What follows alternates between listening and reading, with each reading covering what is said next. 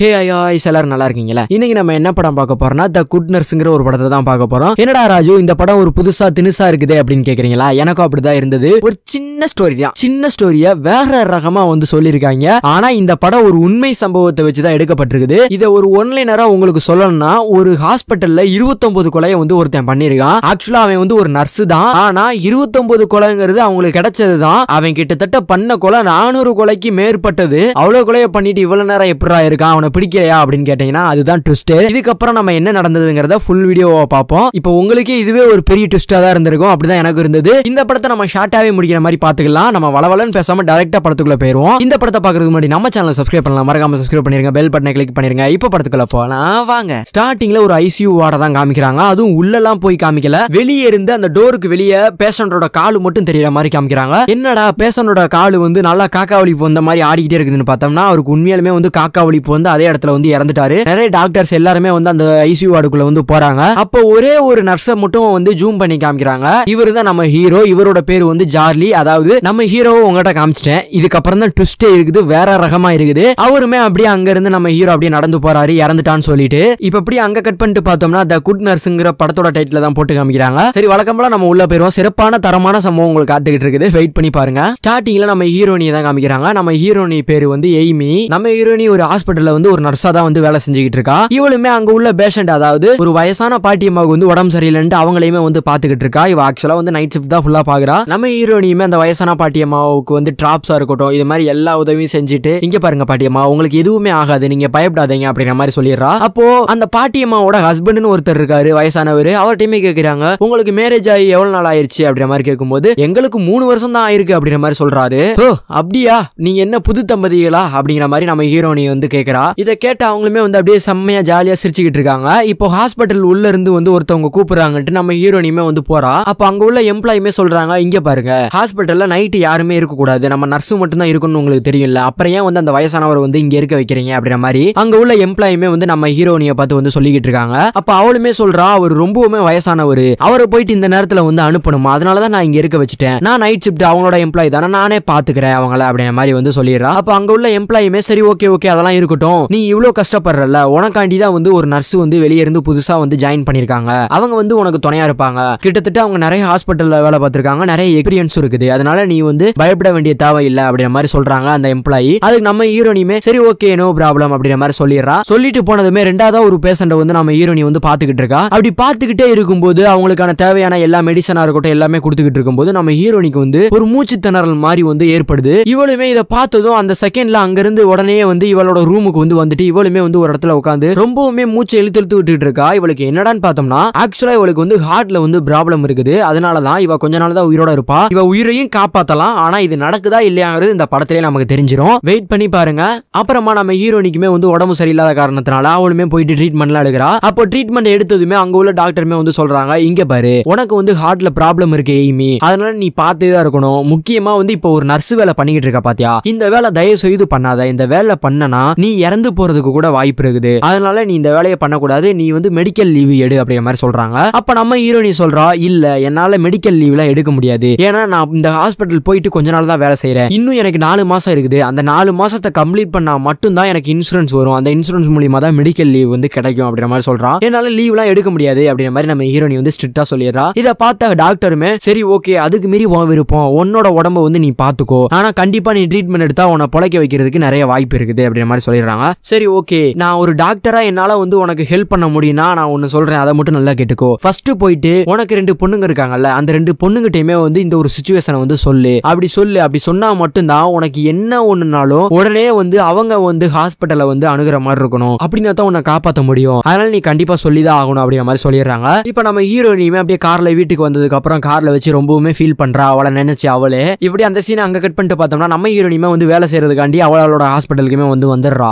இப்போ அங்கேயுமே நம்மளோட ஹீரோ தான் காமிக்கிறாங்க. ஆக்சுவலா நம்ம ஹீரோவோட பேர் பார்த்தோம்னா ஜார்லி. அதாவது நிறைய ஹாஸ்பிட்டல்ல ஒர்க் பண்ணிட்டு நிறைய எக்ஸ்பீரியன்ஸ்ல இருக்குன்னு சொன்னேன் பாத்தீங்களா, அது நம்மால் தான். இவனுமே நம்ம ஹீரோனி சொல்றாங்க, ஹாய் நீங்க தான் புதுசா வந்திருக்கீங்களா, என்னோட பேர் எய்மி அப்படிங்கிற மாதிரி சொல்லி அவங்களோட பேரை இன்ட்ரோடியூஸ் பண்ணி 2 பேருமே தெரிஞ்சு வச்சுக்கிறாங்க. சரி ஓகே வாங்க, உங்களுக்கு எல்லாமே கத்து கொடுக்குறேன் அப்படின்னு சொல்லிட்டு அங்க பாஸ்வேர்டா இருக்கட்டும், அதே மாதிரி செக்யூரிட்டி கோடா இருக்கட்டும், அதாவது நம்ம பாத்ரூமுக்கு போறது கூட அங்க பாஸ்வேர்டு செக்யூரிட்டி கோடு இந்த மாதிரி நிறைய இருக்குது, அதெல்லாம் எல்லாத்தையுமே கிளியரா சொல்லிடுறா. அப்படி பேசிக்கிட்டே இருக்கும்போது நம்ம ஹீரோனியுமே வந்து நம்ம ஹீரோவை பார்த்து கேக்குறான், ஹாய் ஜார்லி, நான் உன்னை பத்தி உனக்கு கேள்விப்பட்டேன், உனக்கு நிறைய எக்ஸ்பீரியன்ஸ் இருக்காமே, அதே மாதிரி நிறைய ஹாஸ்பிட்டல்ல வந்து ஒர்க் பண்ணிருக்கியாமே, அப்படியா, அது உண்மையா அப்படிங்கிற மாதிரி கேட்கும்போது, ஆமா ஆமா நான் நிறைய ஹாஸ்பிட்டல்ல வந்து ஒர்க் பண்ணிருக்கேன், உங்களுக்கு ஷாலன்ஸ்ங்கிற ஹாஸ்பிட்டல்லாம் தெரிஞ்சிருக்கும்ல, அந்த மாதிரி நிறைய ஹாஸ்பிட்டல்ல வந்து வேலை பார்த்திருக்கேன் அப்படிங்கிற மாதிரி நம்ம ஹீரோ வந்து நர்ஸை பார்த்து சொல்றான். இதை பார்த்தா நம்ம ஹீரோனியுமே, ஓ ஷாலன்ஸ்லயே ஒர்க் பண்ணிருக்கீங்க, அங்கதான் என் ஃப்ரெண்டும் இருக்கா, அவ ஃப்ரெண்டு பேரு தெரியுமா, என் ஃப்ரெண்டு பேரு வந்து லூகாஸ் அப்படிலாம் சொல்லிட்டு இருக்கா. அப்ப நம்ம ஹீரோவுமே சொல்றான், ஓ ஆமா லூகாஸ், அவ எனக்கு தெரியும், அவ கூட தான் நான் ஒர்க் பண்ணேன் அப்படிங்கிற மாதிரி வந்து நான் நம்ம ஹீரோவுமே வந்து சொல்றான். அப்ப நம்ம ஹீரோ ஜார்லியுமே வந்து சரி ஓகே லூகாஸ்ட வந்து நான் அப்புறமேட்டு கால் பண்ணி நான் பேசிக்கிறேன், உங்களை சொல்றேன் அப்படிங்கிற மாதிரி சொல்றான். சரி ஓகே வாங்க, இப்போ வந்து நமக்கு ஒர்க் இருக்குது அப்படின்னு சொல்லிட்டு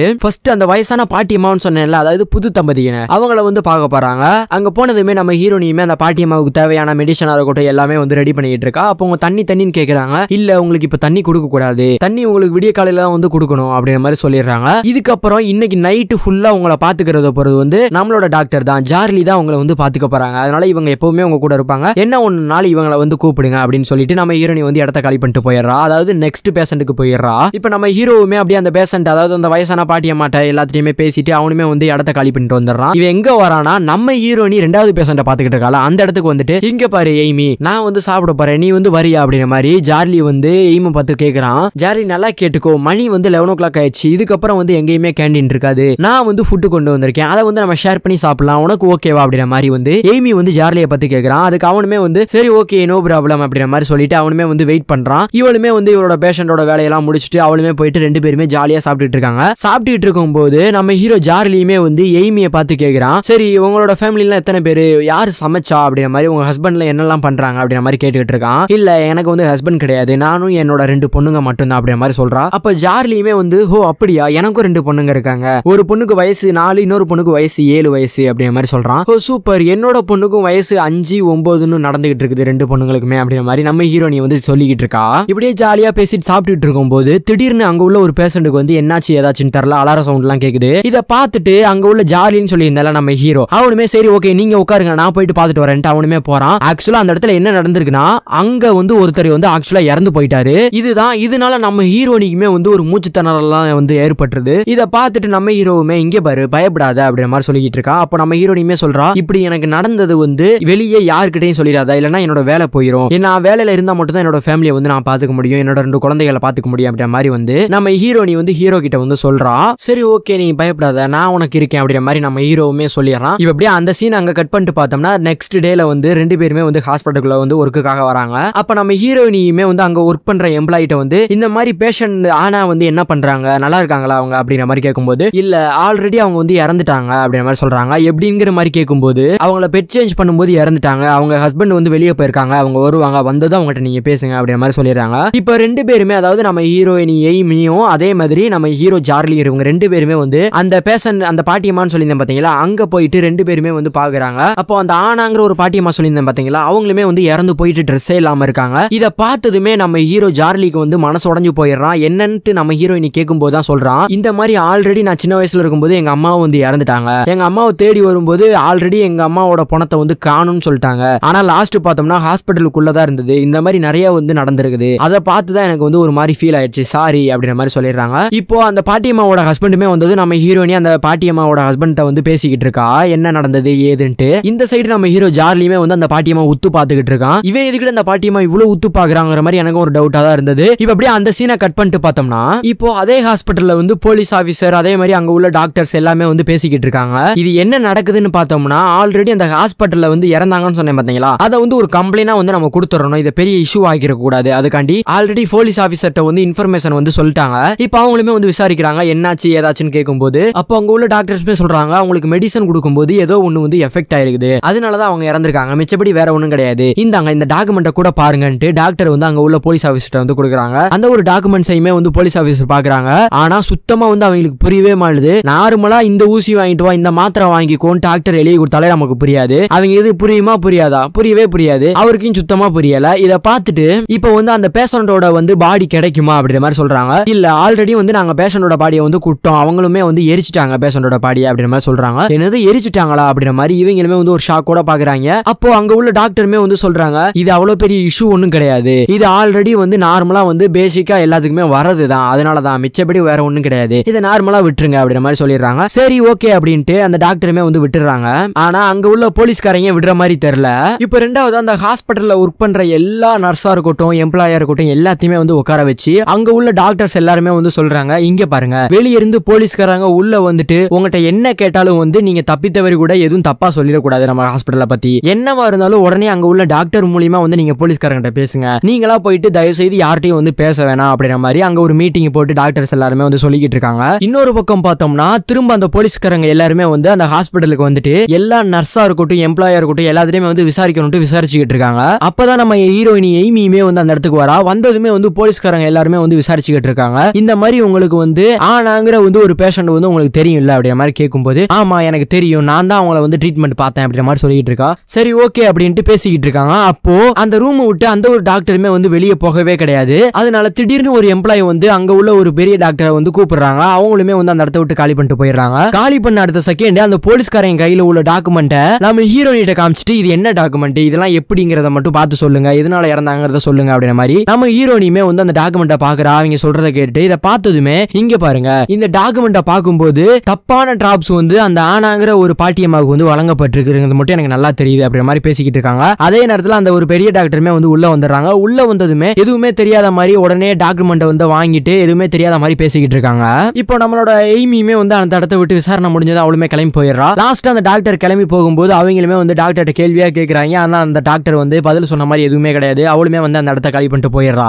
இப்போ அப்படி இன்னொரு பக்கம் பார்த்தோம்னா ஒரு பேஷண்ட்டுக்கு பல்ஸ் வந்து கம்மியா இருக்குன்னு சொல்லிட்டு எல்லா டாக்டரும் சேர்ந்து அவர் உயிர் காப்பாத்துறதுக்கு என்னமோ வந்து முயற்சி பண்ணிட்டு இருக்காங்க. அப்போ நம்ம எய்மியும் வந்து பல்ஸை வந்து பாத்துக்கிட்டு இருக்கா. பல்ஸ் பாத்துக்கிட்டு இருக்கும்போது அவளுக்குமே வந்து மூச்சு திணறல் ஏற்பட்டுருது. இப்போ அவளுமே வந்து ஒரு ஓரத்துல உட்காந்து மூச்சு இழுத்து இழுத்து ஊத்துக்கிட்டு இருக்கா. அவளால என்ன பண்றது ஏது பண்றதுன்னு தெரியாம நம்ம ஹீரோனிய கார்ல வச்சுட்டு நம்ம ஹீரோவுமே அப்படியே கூட்டி போய்கிட்டு இருக்கா. அப்போ நம்ம ஹீரோனியுமே வந்து நம்ம ஹீரோவை பார்த்து சொல்றான், இல்ல நான் வேகமாவே வந்து இறந்துருவேன், எனக்கு பயமா இருக்குது, ஏன்னா ரொம்பவுமே வந்து மூச்சு திணறல் ஏற்படுது, என்னோட ஹார்ட் பீட் வந்து ஓவரா ஸ்பீடா இருக்குது அப்படிங்கிற மாதிரி சொல்லிக்கிட்டு இருக்கா. இதை பார்த்த நம்ம ஹீரோவுமே, இங்க பாரு நீ ஏன் பயப்படுற, நீ எதுக்குமே பயப்படாத எய்மி, நான் உனக்கு இருக்கேன், கிட்டத்தட்ட இன்னும் 2 மாசம் தான், 2 மாசம் நான் உனக்கு ஹெல்ப் பண்றேன், நான் வந்து உனக்கு ஹெல்ப் பண்றதை ஸ்டாப் பண்ண போறது கிடையாது. இன்னொன்னு முக்கியமா சொல்றேன், நீ வந்து வேலை தான் பார்க்க போற, அதனால நீ என்ன பண்ண போறனா வீட்டுல இருக்கிற டைம்ல வந்து உன்னோட பொண்ணுட்ட 2 பொண்ணுகிட்டயுமே வந்து சொல்லு, என்னவா இருந்தாலும் வந்து எனக்கு உடனே வந்து எனக்கு கால் பண்ண சொல்லு, இல்லைன்னா ஹாஸ்பிட்டலுக்கு கால் பண்ண சொல்லுங்கிற மாதிரி உன்னோட சுச்சுவேஷனை வந்து உன்னோட ஃபேமிலி அதாவது உன்னோட பொண்ணுட்ட வந்து சொல்லு அப்படிங்கிற மாதிரி நம்ம ஹீரோ ஜார்லி வந்து எய்மிட்ட வந்து சொல்றான். இதை பார்த்துட்டு 2 பேருமே வீட்டுக்கு போயிட்டு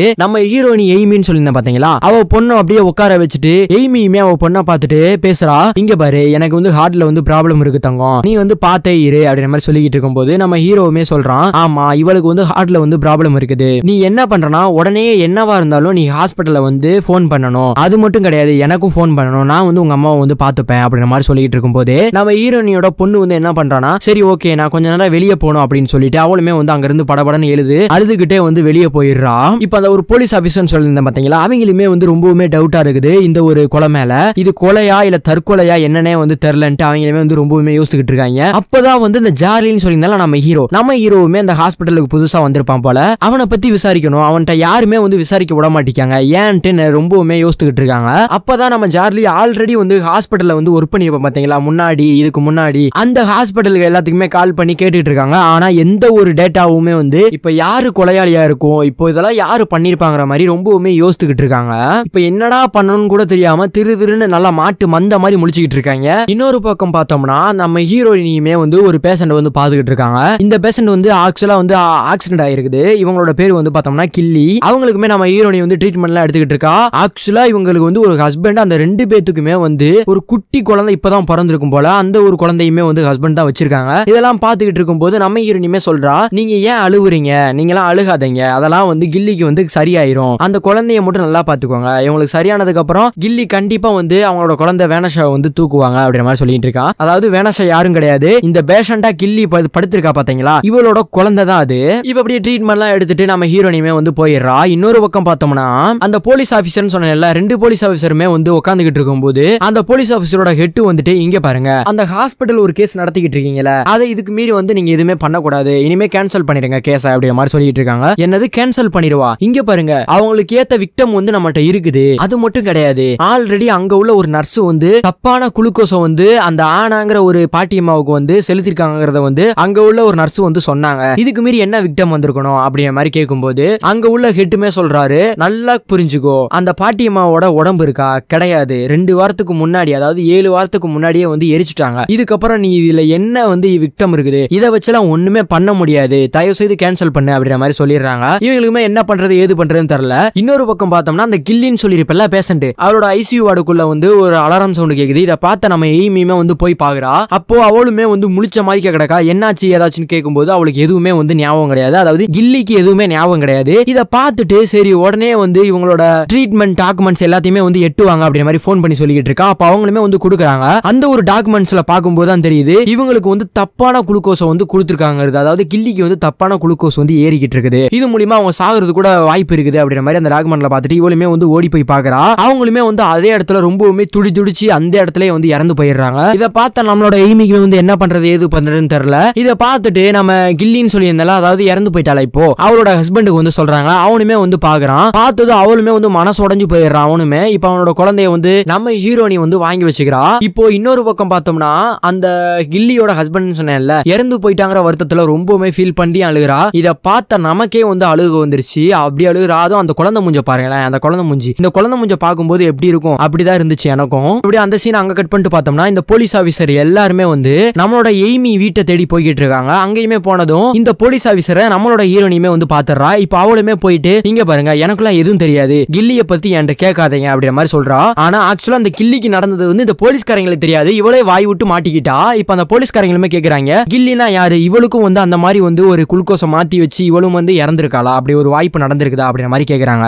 இல்ல எனக்குலாம் அதெல்லாம் தெரியாது அப்படின்ற மாதிரி திரும்பவும் வந்து மழுப்புறா. இதை பார்த்து அந்த போலீஸ்காரங்களுமே சொல்றாங்க இங்க பாருங்க நல்லா கேட்டுக்கோங்க, ஜார்லிங்கிறவன் தான் எல்லாத்தையுமே வந்து கொன்னுகிட்டு இருக்கான். இது எனக்கு நல்லாவே தெரியுது. இது ஹாஸ்பிட்டல்ல ஏதோ ஒண்ணு நடக்குது, வீணா நிறைய உயிர் பறி போகுது. இதுக்கு நீங்களும் வந்து உடந்தையா இருக்க கூடாது. என்ன நடந்தது ஏது நடந்ததுங்கிறத நீங்க கொஞ்சம் செக் பண்ணி சொல்லுங்க அப்படின்ற மாதிரி வந்து சொல்லிடுறாங்க. இதை பார்த்தா நம்மளோட ஹீரோனியுமே வந்து என்ன பண்றானா, இதுக்கு முன்னாடி ஜார்லி வந்து ஒரு ஹாஸ்பிட்டல்ல வந்து ஒர்க் பண்ணிருப்பான் பாத்தீங்களா, அந்த ஹாஸ்பிட்டலோட நர்ஸ் ஒருத்தவங்கள கூப்பிட்டு அவங்களுமே உட்கார வச்சு 2 பேருமே பேசிக்கிட்டு இருக்காங்க. அப்ப நம்ம ஹீரோனியுமே வந்து கேக்குறான் இங்க பாருங்க இதுக்கு முன்னாடி வந்து உங்க ஹாஸ்பிட்டல்ல வந்து ஜார்லி வந்து இருக்கும்போது குளுக்கோஸால நிறைய பேர் இறந்திருக்காங்களா அப்படின்ற மாதிரி கேட்கும்போது அங்க உள்ள நர்ஸ்மே சொல்றாங்க ஆமா கரெக்டா அவங்க டிஸ்சார்ஜ் ஆகும்போது அந்த நேரத்துல யாரோ குளுக்கோஸை வந்து மாத்தி வச்சிருவாங்க, அப்போதான் அவங்க நிறைய பேர் இறந்து போயிருக்காங்க. ஆக்சுவலா ஜார்லி வந்து அவனோட ஷிஃப்ட் டைமிங் முடிஞ்சு போகும்போதும் கரெக்டா நிறைய பேர் இறந்து போயிருக்காங்க, ஏகப்பட்ட பேர் இறந்து போயிருக்காங்க. ஆக்சுவலா ஜார்லி இருக்கும்போது ஒரு நைட்டுக்கு 2-3 பேர்னு இறந்துகிட்டு இருந்தாங்க. ஆனா இப்போ ஜார்லி இந்த ஹாஸ்பிட்டலை விட்டு போனதுமே வந்து மாசத்துக்கு ஒரு தாள் தான் இறந்துகிட்டு இருக்காங்க அப்படின்ற மாதிரி சொல்லிக்கிட்டு இருக்கா. இதை பார்த்துட்டு நம்மளோட எய்மிக்குமே வந்து என்ன பண்றதுன்னு தெரியல. இப்போ நம்மளோட எய்மியுமே வந்து உடனே அவளோட ஹாஸ்பிட்டலுக்கு விறுவிறுன்னு எழுந்து போயிட்டு அந்த குளுக்கோஸ் எல்லாம் வந்து ஒரு இடத்துல வச்சிருப்பாங்க பாத்தீங்களா, அங்க போயிட்டு எல்லா குளுக்கோஸையும் எடுத்து பாத்துக்கிட்டு இருக்கா. அப்போ ஒரு குளுக்கோஸ்ல மட்டும் ஓட்டை இருக்குது. அந்த ஓட்டை மூலியமா ஏதோ தப்பான கெமிக்கலை வந்து உலக செலுத்திருக்காங்கிறது மட்டும் நம்ம ஹீரோனிக்கு தெரியுது. இதை பார்த்த நம்ம ஹீரோனிக்குமே வந்து படபடன்னு வந்துருது. ஆக்சுவலா அவளுக்கு ஹார்ட் ப்ராப்ளம், அவளுக்குமே வந்து ரொம்பவுமே படபடன்னு நெஞ்ச கரைக்க ஆரம்பிச்சிருது. இவளுமே அப்படியே பையன் நடந்து போயிட்டு இருக்கும்போது வாசல்லே வந்து மயக்கம் போட்டு விழுந்துடுறா. நல்ல வேளை அங்கிட்டு ஒரு நர்ஸ் வந்தவங்க அவங்களையுமே தூக்கி ஹாஸ்பிட்டல்ல வந்து சேர்த்து அவங்களுக்குமே வந்து ட்ரீட்மெண்ட் எல்லாம் எடுத்துக்கிட்டு இருக்காங்க. அப்ப நம்ம ஹீரோனியுமே கண்முழிச்சு பாக்குறா. அப்ப பக்கத்துல யாரு உட்கார்ந்துருக்கான்னு பார்த்தோம்னா ஜார்லின்னு சொல்லியிருந்தேன்ல, இது எல்லாத்துக்குமே காரணம் அவன் தான்ட்டு கிட்டத்தட்ட ஒரு 50% டவுட்ல இருக்குது. அவன் தான் பக்கத்துல உட்கார்ந்துருக்கான். இதை பார்த்த நம்ம எய்மியுமே வந்து ஐயோ குளுக்கோஸை நமக்கு ஏத்திருப்பானோ அந்த தப்பான குளுக்கோஸா அப்படின்ட்டு அவளுமே வந்து டப்புன்னு அவ கையில இருக்கிறத எல்லாத்தையுமே வந்து பிடுங்கி போட்டு நான் உடனே வீட்டுக்கு போனோம், என்ன வீட்டுக்கு போக விடுங்க அப்படின்ட்டு எய்மியும் ஜார்லியும் இவங்க 2 பேருமே வந்து கார்ல போய்கிட்டு இருக்காங்க. அப்ப ஜார்லியுமே வந்து சொல்றான் நான் உன்னை வீட்டுல இறக்கி விட்டுறேன் வா அப்படின்ட்டு 2 பேருமே கார்ல போய்கிட்டு கரெக்டா வீட்டு பக்கத்துல போனதும் ஜார்லியுமே எய்மியை பார்த்து சொல்றான் நீ எதுக்குமே பயப்படாத, எப்பவுமே நான் உனக்கு இருப்பேன், உனக்கு ஹெல்ப் பண்ணிட்டு தான் இருப்பேன், நீ வீட்டுக்கு பார்த்து போ, எது ஒன்னாலும் எனக்கு கால் பண்ணு, ஹாஸ்பிட்டலும் கால் பண்ணு அப்படிங்கிற மாதிரி சொல்லிட்டு அவனை இறக்கி விட்டுட்டு போயிடுறான். இப்போ அந்த சீன் அங்க கட் பண்ணோம்னா அந்த எய்மின்னு சொல்லியிருந்தல அவளுமே அந்த போலீஸ் ஆபீசர் பக்கத்துல வந்துட்டு அவளுமே வந்து எல்லாமே சொல்லிக்கிட்டு இருக்கா. இங்க பாருங்க இது எல்லாத்துக்கும் காரணம் வந்து கண்டிப்பா அவனதான் இருக்கணும். ஏன்னா அந்த டிராப்ஸ் அதாவது அந்த குளுக்கோஸ்ல வந்து ஓட்டை இருந்தது, அதுல வந்து ஒரு கெமிக்கலை வந்து செலுத்திருக்காங்க. அது மூலியமா வந்து அவங்க ரத்தத்துல கலந்து ஒரு நாள் இல்ல ஒரு சில மணி நேரத்திலே அவங்க ரத்தத்துல கலந்து இறந்து போறதுக்கு ரொம்பவுமே வாய்ப்பு இருக்குது அப்படிங்கிற மாதிரி சொல்லிக்கிட்டு இருக்கா. இதை கேட்ட அந்த போலீஸ்மே வந்து அந்த லிக்விட் வந்து டிசாக்சின் லிக்விட் தானே அப்படிங்கிற மாதிரி சொல்லும்போது அவளுமே வந்து மிரண்டு போயிடுறா. ஆமா அந்த லிக்விட் தான், இந்த லிக்விட் வந்து அவங்களோட ரத்தத்துல கலந்துச்சுன்னா அவங்க ரொம்பவுமே இறந்து போறதுக்கு வாய்ப்பு அதிகமா இருக்குது அப்படிங்கிற மாதிரி சொல்லிடுறா. இதை கேட்டுட்டு அங்க உள்ள டாக்குமெண்டையுமே வந்து எடுத்து தராங்க. இந்த டாக்குமெண்ட்டை பாரு அப்படிங்கிற மாதிரி சொன்னதுமே என்னது டாக்குமெண்ட்ல 2 பேப்பர் 3 பேப்பர் தான் இருக்குது, அவங்க இறந்து போறதுக்கான இன்னும் நிறைய பேப்பர்ஸ் எல்லாம் இங்க இருந்திருக்கணுமே எங்க அப்படிங்கிற மாதிரி கேட்டுட்டு இருக்கா. அப்ப அங்க உள்ள போலீஸ்காரங்களுமே எங்களுக்கு உங்க ஹாஸ்பிட்டல்ல இருந்து இந்த டாக்குமெண்ட்ஸ் தான் தந்தாங்க, மிச்சப்படி வேற எதுவுமே தரல அப்படிங்கிற மாதிரி அங்க உள்ள போலீஸ் ஆபீசருமே சொல்லிட்டு இருக்காங்க. அப்போ நம்மளோட ஹீரோனியுமே வந்து சரி ஓகே நான் வந்து உங்களுக்கு அந்த டாக்குமெண்ட்டை வந்து நான் எடுத்து தரேன், கண்டிப்பா என்னால எடுக்க முடியும் அப்படிங்கிற மாதிரி சொல்லும்போது அந்த போலீஸ் ஆபீசர் சொல்றாங்க சொல்றாங்க. அதுதான் ஆல்ரெடி 2 வாரத்துக்கு முன்னாடி இருக்கிற டாக்குமெண்ட் எதுவுமே வந்து கம்ப்யூட்டர்ல இருக்காது, டெலீட் ஆயிருன்னு சொல்லியிருந்தாங்களே. அப்படிலாம் கிடையாது, அப்படிலாம் எதுவுமே கிடையாது. கம்ப்யூட்டர்ல உள்ளது எப்படி டெலீட் ஆகும், அது அப்படியே தான் இருக்கும் அப்படிங்கிற மாதிரி சொன்னதுமே இப்ப நம்ம ஹீரோனி என்ன சொல்றானா, இங்க பாருங்க உங்களுக்கு அந்த டாக்குமெண்ட் எல்லாத்தையுமே நான் எடுத்து தரேன், நீங்க வெயிட் பண்ணுங்க அப்படிங்கிற மாதிரி சொல்றா. சரி இப்போ அந்த டாக்குமெண்ட் எடுத்தாலுமே வந்து எப்படியும் வந்து நம்ம பாடியை வந்து செக் பண்ணணும்ல, அதுக்கு அந்த பாடியே கிடையாது, அவங்க எரிச்சிட்டாங்கன்னு சொல்றாங்கல்ல, அதுக்கு என்ன பண்ண முடியும் அப்படிங்கிற மாதிரி சொல்லும்போது நம்ம ஹீரோனியுமே வந்து சொல்றா, நீங்க வந்து அந்த ஆனாங்கிற பாட்டியம்மாவை வந்து விடுங்க, கில்லி இப்போ ரீசெண்டா வந்து அவளும் அப்படிதான் டெத் ஆயிருக்கா, அவங்களோட பாடியை வந்து கண்டிப்பா வந்து புதைச்சிருக்கணும், அவங்களோட பாடியை வந்து நம்ம எடுத்து செக் பண்ணிடலாம், பிரச்சனையே கிடையாது அப்படிங்கிற மாதிரி சொல்றா. சரி ஓகே அப்படின்னு சொல்லிட்டு அப்படியே அந்த சீனை அங்க கட் பண்ணிட்டு பார்த்தோம்னா, ரெண்டாவது அந்த கில்லின்னு சொல்லியிருப்பேன்ல, அவங்க ஹஸ்பண்ட் கிட்ட பர்மிஷன் எல்லாம் வாங்கிட்டு அந்த ஒரு புதைச்ச பாடியுமே வந்து தோண்டி அவங்களையுமே வந்து தூக்குறாங்க. இப்போ அந்த சீனை அங்க கட் பண்ணிட்டு பார்த்தோம்னா, இன்னொரு பக்கம் நம்மளோட எய்மின்னு சொல்லியிருந்தேன்ல, அவளுமே வந்து அப்படியே உட்காந்துக்கிட்டே சும்மா வேடிக்கை பார்த்துக்கிட்டு இருக்கா, யாராவது வந்து அந்த டிராப்ஸை மாத்துறாங்களா அப்படிங்கிற மாதிரி. லாஸ்ட் யாரு வந்து மாத்துறான்னு பார்த்தோம்னா, நம்மளோட ஜார்லின்னு சொல்லியிருந்தேன்ல, அதாவது நம்மளோட ஹீரோ, இவன் வந்து அந்த குளுக்கோஸை வந்து மாத்துறான். இப்ப நம்ம ஹீரோனிக்கு ஃபுல்லா தெளிவா தெரிஞ்சு போயிருது, இவன் தான் வந்து எல்லாத்தையுமே வந்து கொன்னு இருக்கான் அப்படிங்கிறது. இப்போ அவன் டிராப்ஸை மாத்தி வச்சுட்டு போனதுமே வந்து நம்ம ஹீரோனி, அதாவது நம்ம எய்மி, அவளுமே விறுவிறுன்னு எழுந்து போயிட்டு அந்த டிராப்ஸை கலட்டி வேற ஒரு டிராப்ஸை வந்து இவ மாட்டி வச்சிடறா. இதுக்கப்புறம் பயங்கரமான ட்விஸ்ட்லாம் இருக்குது, ஸ்கிப் பண்ணாம ஃபுல்லா பாருங்க. இது எல்லாத்தையுமே தெரிஞ்சுக்கிட்டு அந்த டாக்குமெண்ட்ஸா இருக்கட்டும் எல்லாத்தையுமே வந்து கம்ப்யூட்டர்ல இருந்து ஜெராக்ஸ் எடுத்துட்டு அங்கேயுமே வந்து கொண்டு போறா. அதாவது அந்த போலீஸ் ஆபீசர்னு சொல்லியிருந்தால அங்கேயுமே கொண்டு போயிட்டு எல்லா டாக்குமெண்ட்ஸையும் காட்டுறா. இங்க பாருங்க இது எல்லாமே வந்து ஜார்லி தான் வந்து பண்ணிருக்கான், அதை என் கண்ணால நான் வேடிக்கை பார்த்தேன் அப்படிங்கிற மாதிரி சொல்லிக்கிட்டு இருக்கா. ஆனா அந்த டாக்குமெண்ட்ஸை எல்லாத்தையுமே பார்த்துட்டுமே வந்து இதை வச்சுலாம் நம்ம எதுவுமே நடவடிக்கை அவன் மேல எடுக்க முடியாது, ஏன்னா இது எதுவுமே வந்து அவன் பண்ணாத மாதிரி தான் அந்த டாக்குமெண்ட்ல வந்து இருக்குது, இதை வச்சு நம்ம எப்படி பண்ண முடியும் அப்படிங்கிற மாதிரி சொல்லும்போது நல்லா புரிஞ்சுக்கோங்க, அவன் என்னைக்கு ஜாயின் பண்ணாலும் அன்னையில இருந்து வந்து இந்த டிராப்ஸ் எல்லாமே வந்து ஆர்டர் போட்டு வந்து இவன் எல்லாமே வந்து பண்ணிக்கிட்டு இருக்கான், அன்னையில இருந்து அந்த டாக்குமெண்ட்ஸ் எல்லாமே இருக்குது, இதை பாருங்க இதுக்கு மீறி நம்பிக்கை வரலாம் என்ன அப்படிங்கிற மாதிரி கேட்கும்போது நம்ம ஹீரோனியுமே சொல்றா, இது என் கண்ணால நான் வேடிக்கை பார்த்தேன், இதுக்கு மீறி நீங்க வந்து விட்டீங்கன்னா அவன் நிறைய கொலை பண்ணுவான் அப்படிங்கிற மாதிரி சொல்லிடுறா. இப்போ அங்க உள்ள போலீஸ் ஆபீசர் எல்லாருமே வந்து என்ன பண்றதுன்னு தெரியாம அப்படியே திருன்னு முழிச்சுக்கிட்டு இருக்காங்க. இன்னொரு பக்கம் பார்த்தோம்னா நம்ம ஜார்லின்னு சொல்லியிருந்தேன்ல, அவனையுமே கூப்பிட்டு வச்சு அங்க உள்ள டாக்டர் எல்லாருமே வந்து கேக்குறாங்க, நீங்க எப்போ இந்த ஹாஸ்பிட்டல்ல வந்து ஜாயின் பண்ணீங்க அப்படிங்கிற மாதிரி கேட்கும்போது அவனுக்கு சுத்தமா ஞாபகமே கிடையாது, அதாவது அவனுக்கு ஞாபக சக்தி ரொம்ப கம்மி. அவனுமே வந்துட்டு யோசிக்கிறான், நல்லா யோசிச்சுட்டு நான் ஜூன் மாசம் ஜாயின் பண்ணேன் அப்படிங்கிற மாதிரி சொல்றான். இதை பார்த்துட்டு இல்ல நீங்க ஜூன் மாசம் ஜாயின் பண்ணல, மே மாசம் வந்து ஜாயின் பண்ணிருக்கீங்க, நீங்க தப்பா சொல்லிருக்கீங்க, உங்க டாக்குமெண்ட்ஸ்லயும் வந்து தப்பான டேட் இருக்குது, அதனால நீங்க இந்த வேலையை விட்டு நீங்க வந்து போலாம் அப்படிங்கிற மாதிரி வேலையை விட்டு தூக்கிடுறாங்க. இந்த நியூஸ் அந்த போலீஸ் ஆபீசருக்கு வந்து தெரிஞ்சு போயிருது. அப்போ அந்த போலீஸ் ஆபீசர் அங்க உள்ள எல்லாத்தையுமே வந்து சொல்றாங்க, ஜார்லியை வந்து ஹாஸ்பிட்டல்ல இருந்து வேலையை விட்டு தூக்கிட்டாங்க அப்படிங்கிற மாதிரி சொல்லும்போது அங்க உள்ள ஆபீசர் எதுக்குன்னு கேக்குறாங்க. ஆமா அவனோட டாக்குமெண்ட்ல வந்து தப்பான டேட் வந்து ஜாயினிங் டேட் வந்து கொடுத்திருந்தான், அதனால வந்து அவனை வேலையை விட்டு தூக்கிட்டாங்க அப்படிங்கிற மாதிரி சொல்லிக்கிட்டு இருக்காங்க. அப்போ அங்க உள்ள ஆபீசர் எல்லாருமே வந்து இல்ல இங்க என்னமோ நடக்குது, அந்த ஹாஸ்பிட்டல்ல இருந்து எதையோ மறைக்க பாக்குறாங்க, அதனால அவனை வேலையை விட்டு தூக்கிடுறாங்க அப்படிங்கிற மாதிரி சொல்றாங்க. ஆனா அங்க உள்ள போலீஸ் ஆபீசர் சரி ஓகே விட்டுலாம் அப்படிங்கிற மாதிரி சொல்லும்போது என்னது விட்டுலாமா, இங்க பாருங்க நல்லா புரிஞ்சுக்கோங்க, அவனை விட்டீங்கன்னா அவன் ஆல்ரெடி 9 ஹாஸ்பிட்டல் மாதிரி இது 10வது ஹாஸ்பிட்டல் வந்திருக்கான், இன்னொரு ஹாஸ்பிட்டலும் போவான், அந்த ஹாஸ்பிட்டலும் இவன் நிறைய பேத்த கொல்லுவான், இது நடந்துகிட்டே தான் இருக்கும், இதை நடக்கூடாம நம்ம தான் தடுக்கணும் அப்படிங்கிற மாதிரி பேசிக்கிட்டு இருக்காங்க. இப்ப எல்லாருமே வந்து மண்டைய குழப்பின்னு யோசித்துக்கிட்டே இருக்காங்க. இதுக்கப்புறம் என்ன பண்ண போறாங்கிறது நம்ம பார்க்க தான் போறோம், அதாவது நானு நீங்க பார்க்க போறோம். இப்போ நம்ம ஹீரோனி எய்மியுமே வந்து அந்த போலீஸ் ஸ்டேஷன்ல இருந்து அவளுமே வந்து வீட்டுக்கு கிளம்பி வரா. வீட்டுக்கு கிளம்பி வந்து பார்த்தோம்னா அந்த ஜார்லின்னு சொல்லியிருந்தால அவன் வந்து நம்ம ஹீரோனியோட வீட்டுல அவன் 2 குழந்தைகளோட விளாண்டுகிட்டு இருக்கான். இதை பார்த்த எய்மிக்குமே வந்து என்ன பண்றதுன்னு தெரியல. அப்போ 2 பேத்தையுமே, அதாவது அந்த 2 குழந்தைகள் இருக்குல்ல அவங்க 2 பேத்தையுமே வந்து நீங்க ரூமுக்குள்ள போங்க அப்படிங்கிற மாதிரி நம்மளோட எய்மியுமே வந்து சத்தம் போட்டு சொல்லிடுறா. இதை பார்த்துட்டு 2 குழந்தைகளுமே வந்து ரூமுக்குள்ள போயிருது. இப்போ நம்ம ஹீரோனி எய்மி வந்து ஜார்லியை பார்த்துட்டு ஏன் உனக்கு இப்படி ஆச்சு, எதுக்காக வந்து நீ இந்த வேலையை விட்டு போனோம் அப்படிங்கிற மாதிரி ரொம்பவுமே வந்து நடிக்கிறா, ஃபீல் பண்ணி சொல்றா, அழுதுகிட்டே சொல்றா.